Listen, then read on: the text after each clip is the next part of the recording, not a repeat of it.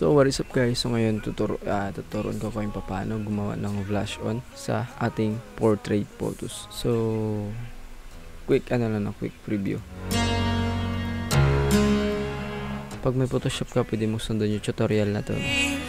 So kapag wala ka naman ngayon sa harap ng computer or laptop mo, pwede mong i-download yung video na to para at least pag yung sa bahay nyo, click yung lasso tool, click ko yung L, din bibilugan ko to kasi dito naman talaga yung blush on, diba? Then click ko yan, then pati dito, then by clicking shift para hindi matanggal yung nakaselect dyan sa kabilang side. Okay, and then go to adjustment, then curves, then ibaba ko itong exposure nito, as in mababa talaga yan. Then click ko itong RGB, click ko yung red, asan ko yung red, then click ko to, ito then yung properties, ito click ko itong mask, then i-boost ko yung feather nya hanggang maging seamless yung